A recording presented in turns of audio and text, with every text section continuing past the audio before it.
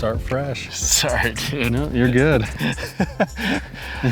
The bummer is I always want it to be as like authentic and like I know. uncuffed as possible. I know. Now you let the cat out of the bag. Freaking A, man. Sorry, guys. We actually started filming earlier, we thought, so Chase just hit me with the topic, and he likes to surprise me with the topic, but we weren't filming, so now I know the topic, so I get to cheat a little bit today. Freaking blew it. But because of that, you have to tell a joke again. Oh, it wasn't even good the first time around. And you have to tell the same joke. Okay, here it goes. What do you call a dog that's really good at digging up dino bones? I don't know. You do know. It's a barchaeologist. Yeah, it's actually funnier the second time because you didn't want to tell it.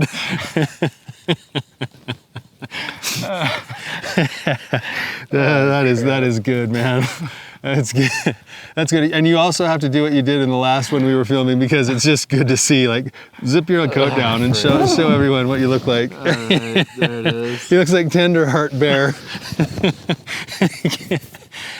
we just got done climbing this mountain. It's not even that far. It's like less than half a mile. But it's like straight up. He picked the steepest one we could find, straight up, and this is what we've come to. Notice not even a drop on this freaking dude. I don't even need to go home and shower. Oh, man. Oh gosh. But to what to that, I actually Yeah. listened to a podcast yesterday that says that when you exercise, it's good to sweat a lot, and you can teach yourself how to be a better sweater. Yeah, by drinking a ton of water and exercising a lot and getting your pores open, you actually start to learn how to sweat more. So you've been exercising a lot. There you go. And I do hose the water before hitting any kind of.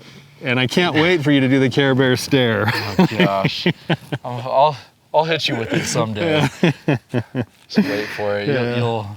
It'll be a day that you really need it too. Yeah. Oh. Anyway. All right, now that we're back on track, yeah. So the question that I've got today is, what's the difference between depression and just feeling sad? Yeah. And context is, a couple weeks ago I met with my therapist, Manny. Freaking love that guy, and he gave me an assessment that ranked me as being on the, I don't know if you call it a spectrum or whatever, but I qualified mildly as depressed. Mildly depressed, yeah. And when I was doing the assessment, I kind of thought it was silly to be doing it because I don't consider I don't think of myself as having that, or, you know, it just doesn't register. But looking at all of that and seeing that I did rank has to mean something. So I guess that's kind of what I'm curious about is why is it that I would qualify as that, even though sometimes I just look at it, I'm like, no, I'm just feeling sad about something. Yeah. You know? Yeah. Well, you kind of want to talk about like what's the difference between being humanly sad versus clinically depressed. Yeah, with an actual diagnosis. Yeah. Right? Yeah. Yeah. I think that's a good topic, and I think what's interesting is we're like best friends, and I've never maybe said this to you, but if I were to just kind of off the cuff diagnose you, I would diagnose you with like minor depression. You know, so maybe this will be a good discussion. Like, you know, because we've never talked about this before. Thanks for the heads up. Yeah, because to me, maybe to what you're saying, Yeah, right. I never really thought your depression was like significant enough to warrant Like it doing needing to be something. depression, because Yeah. you already cope with it, you already live your life, you already are very productive with your life, you're happy in general, you're very outgoing.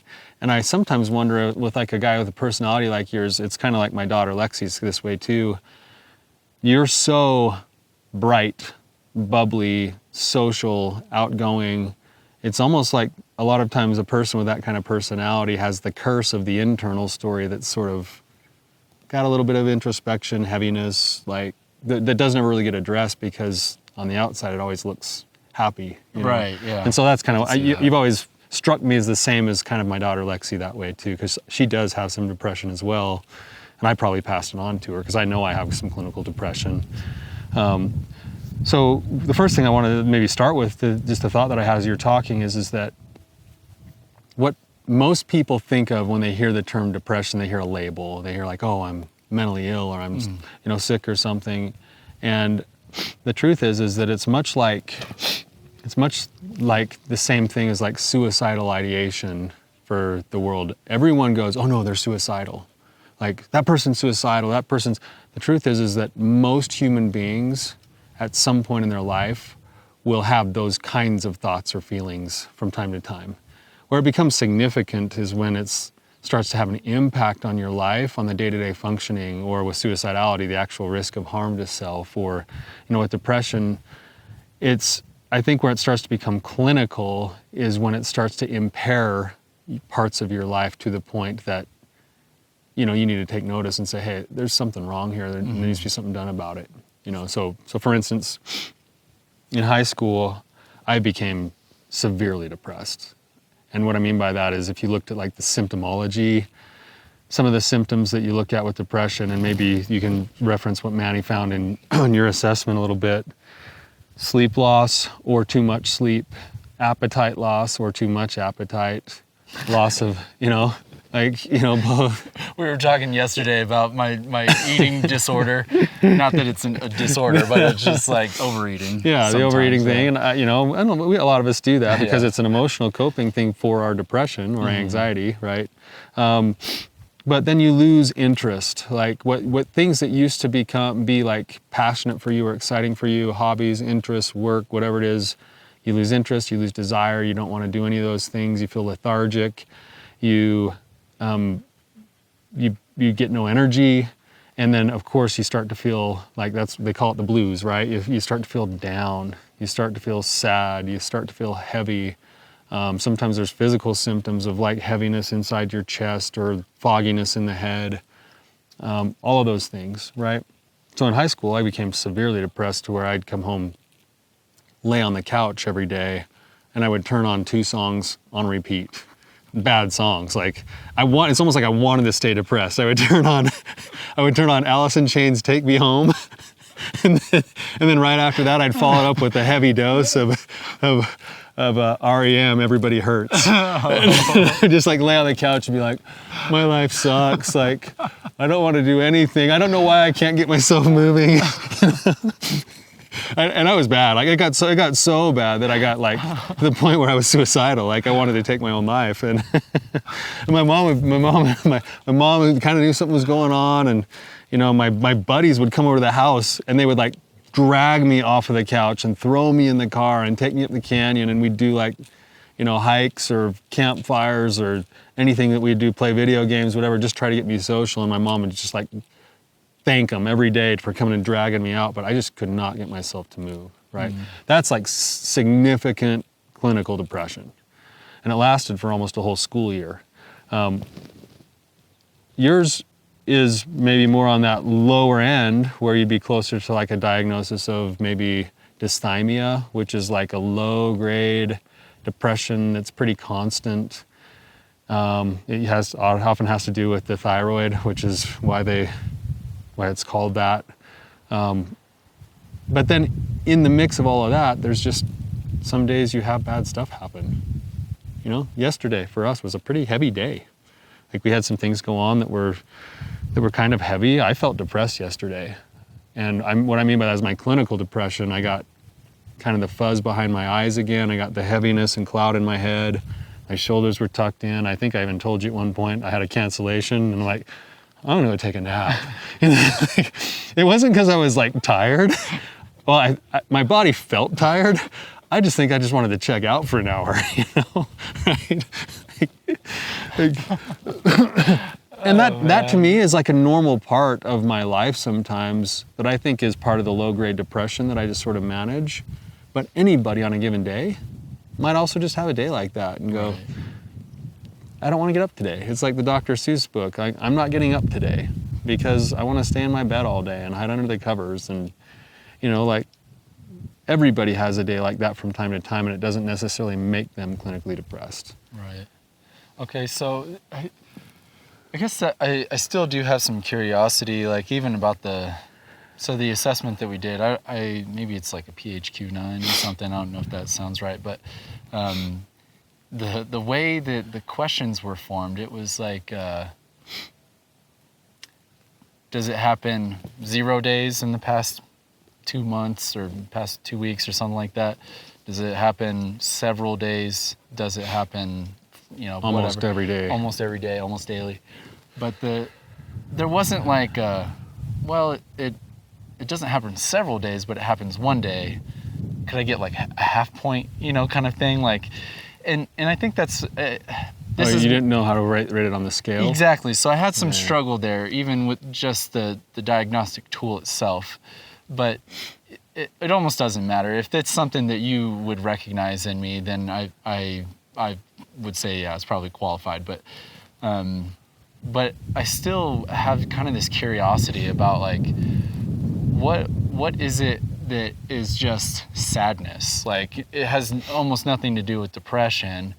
Like if somebody like went, and I'm not really phrasing this very well, but like, when does somebody just experience sadness and only that, and it's not tethered to depression? Yeah, that's a good question, and it's tricky because you look at a lot of these mental health diagnoses. This is why everyone can go on the internet right now, and any one of you guys listening right now could go into the internet and pick a random disorder and type it in, and when you start looking at the criteria, I promise you by the end of reading it, you're gonna be like, maybe I have that. It's like a horoscope. It's like, maybe I have that because I have experienced, like, if you go look up ADHD right now, I promise you, you go like, yeah, I got ADHD. Like, because sometimes I'm forgetful and sometimes I lose focus and sometimes it's like, yeah, right. Like, so there, it makes sense why you're wondering what the difference is, because the truth is that just any day-to-day sadness, if you're feeling sad, you're probably going to answer the questions on a depression scale from the sad place that you're feeling, which would then mean you could clinically possibly be, depressed, right? Right. So they kind of overlap each other a lot. But I'm thinking of things like, if we got a phone call today that one of our friends was getting divorced, both you and I would hurt. We'd be sad. Like, we would go through a grieving process for them because we love them. Right? And that would be just like your kind of day-to-day comings and goings of sadness. Where it starts to become depression is when it lingers, when it stays, when it starts to become almost like when something that happens goes from something that happens that I feel sad about that lingers long enough to where it's like I'm in a mood, and then the mood becomes sort of like my disposition and my characteristic, and maybe even part of my identity. That's where it moves from the comings and goings of the day to sadness to depression in a certain sense. Yeah. So, and I guess I'm curious, is it possible that sadness triggers depression? Is that? Oh, for sure. Yeah. Yeah. Well, especially if us, and there's a whole bunch of stuff going on in this world, like we're finding out that there's certain things that are seeming to be more effective than just your normal antidepressant medicines. There's still a lot to understand with depression that's going on right now. But yeah, like you're spot on with that. Yeah. Yeah. Okay. That's interesting. I just have always had this context of severe depression in my life with a few particular figures, one of them being my ex-wife. And I remember days weeks even, where it was like, we're not doing anything, we're not going anywhere. Like she just wanted to hunker down, and I didn't know how to help her in those situations. It was tricky to navigate. It's like that, your friends that came and pulled you out. Like I would do that sometimes it would work, and I would try that other times and it wouldn't. And that's the image that I have when I think of depression, is like, it's severe. So when I look at my life, I'm like, I have a day here or there that I don't want to get up, like you were saying with that book. But for the most part, I just feel like I enjoy life, and I enjoy, I don't know if enjoy is right, but I find fulfillment in things that I'm working on. Mm-hmm. And I don't know. It just seems like there's so many factors that go into it. I was telling McCall this the other day, one of our buddies, that if I look at my agenda and look at the past 6 months, and I see the days that I got up and watched a sunrise, I check a little box on that day, right? The days that I don't have a box checked, I can usually equate to having some kind of down Like, phase. I didn't want to get up today. It could be that. It could be that there was like our kids were sick, or I was feeling frustrated, or had papers due. There's some kind of day-to-day stuff going on. some kind of grind there. But then there are also a couple of days where it's like I was feeling down that day and I didn't get up to go watch it.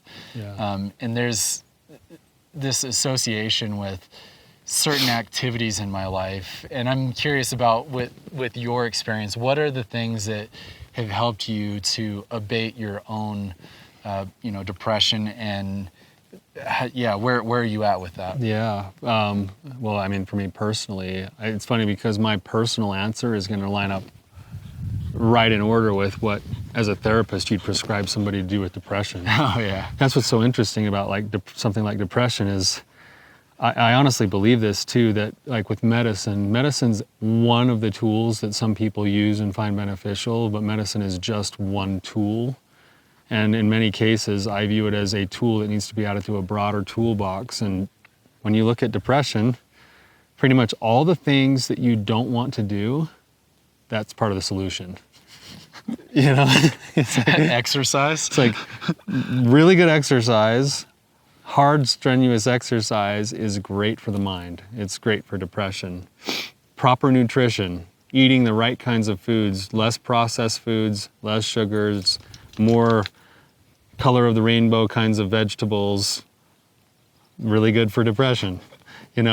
Mindfulness and meditation, really good for depression. Social interaction, really good for depression.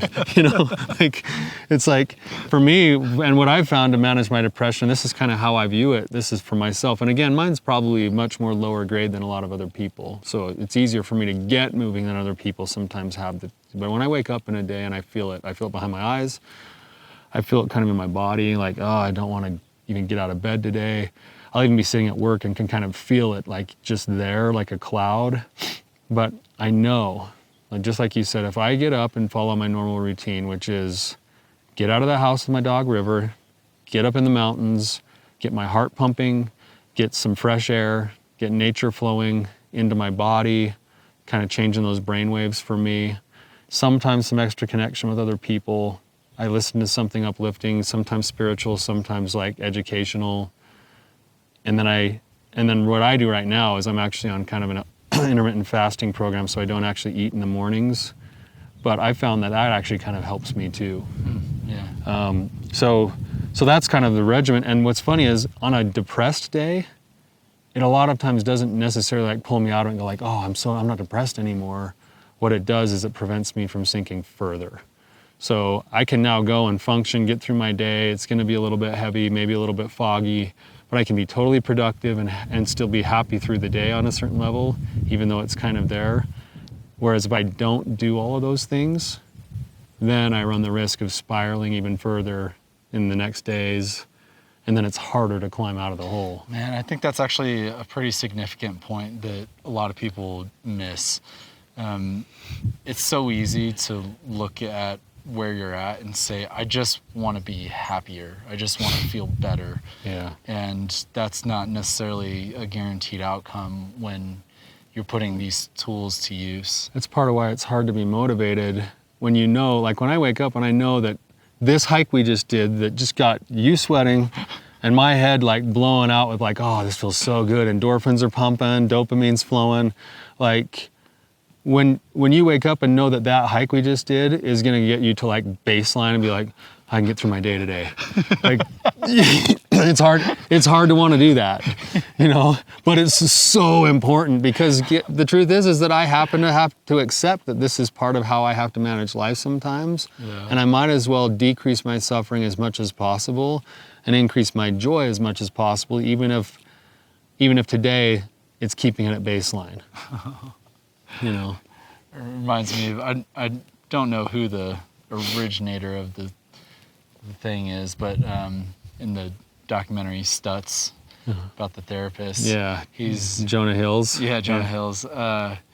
His therapist says that the three guarantees in life are pain, uncertainty, and work.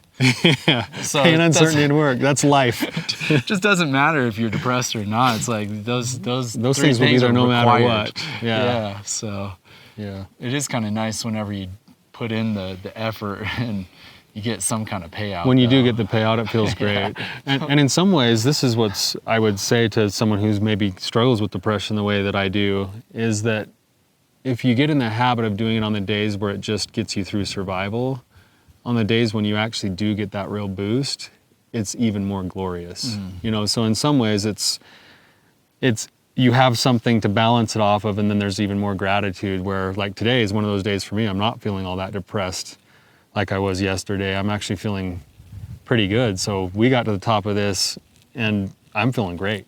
Yeah, like, and because I know that there's some days when it doesn't quite feel that great, it's like, I'm gonna soak this in and enjoy it. There's a vibrancy that otherwise wouldn't be there without just that other experience.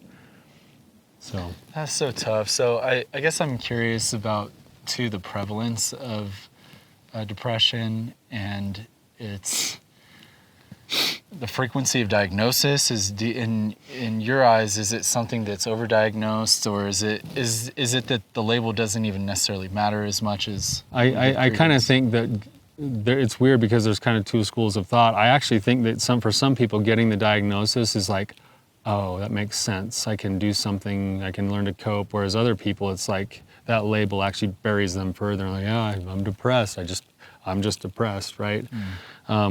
I personally, and this is my opinion, I don't care about the diagnosis itself, because especially with depression, except in like real extreme cases, the solutions are just wholehearted living. Like, you know, it's like whether you're depressed or not, get busy doing the principles of wholehearted living and your life will be better. Like you will get happier. Like, you know, and so I don't really care about the diagnosis so much, other than the context of helping it to make sense for some people who are like, I don't know what's going on with me. I can't quite figure it out. But I don't like labeling someone just for the sake of labeling.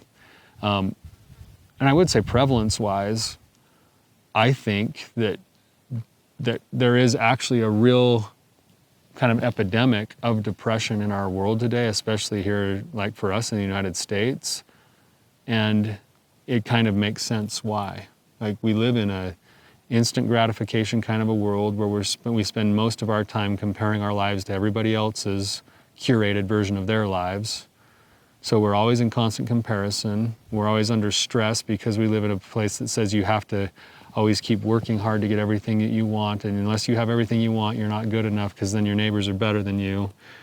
And then we drive around in our really nice cars, and we drive around looking for our front row parking spot at Walmart so we don't have to walk. And then we go into Walmart, come out with our stuff that we didn't have to work for to build or earn. And we get in our car and we drive across the parking lot to Walmart to KFC and go through the drive-through to get fried chicken. And then we Don't wonder, forget the Mountain Dew. and a big Mountain Dew, especially, which one is that? No, Taco Bell's the one with the blue Mountain Dew. Yeah, Baja Blast. Yeah, the Baja Blast. You know, of course we have to go through the drive-through for that and throw on a milkshake to boot. And then we sit in our car and like wonder why we're so depressed. And probably as we're listening to some kind of political talk show or something. Like, you know, it's like, or you wonder why you're depressed? Like, take a look at what we're doing to ourselves. Like, we're taking terrible care of our bodies, taking terrible care of our minds. Our social lives suck. We're not exercising. We're eating like crap. Like, and it was like, yeah, I think I'm depressed. Yeah, you are. I promise you are. Like, you are basically doing the treatment to be depressed. Like, no, I'm serious. Like, so if you want to change that, park at the back end of Walmart and at least walk through the parking lot. Yeah. And if you're gonna go into KFC, like, park at the back end of KFC and walk in there and buy your food. You know, like, Start making a phone call. Put down the talk radio that's got hate going on all the time. Please, like, let go of your social media the way that you're using it. If you were to clear that all out, I promise this, if you were to clear all of that out for 30 days, you'd go through hell for like 2 weeks, and then you'd feel better after 30 days. So I'm on my high horse now. No, man, Sorry, I'm feeling Chase. it. I like the energy. Yeah. Yeah, that's good. I think we could use a little bit of more of that kind of conviction around this type of stuff, you know? Yeah. And I'm guilty of it, man. Like, what was I telling you yesterday? I was so depressed. What did I want? Take a nap, but you I probably wanted a nap, also. and then what did I tell you? Didn't you say you hiked up like a mountain that was even further? Yesterday, than what we did? I hiked about 1.5 miles higher than this. Yeah, But I told you, because I was depressed, I wanted Wingstop. that's right. You know, yeah, so right. I wanted to drive. We have a Wingstop directly across from our office. I could throw a rock. I wanted to drive across the street, park in the Wingstop parking lot, not tell anybody, buy a 40-piece, and sit in the parking lot and eat it all by myself. I didn't. That thought came to I you. You had to didn't, do but that. I had a physical craving and trigger to do that, and that's when I was like, I got a problem. I'm depressed right now. Like, that is not a good idea. But I'm not saying I haven't done that before. Right. Like, Yeah. you know, so, Well, I mean, at least you were able to stop yourself from doing it. I ate that blue cheeseburger and the freaking onion rings and French fries moments before all hell broke loose. So, it's just, gosh, that's funny. Well, way to go on you. yeah, I was lucky. If I didn't do the 1.5 mile hike before that, I would have definitely ended up at Wingstop. Oh, man. So, That's cool. all right, man. That was it. That's yeah, it. that's a good one.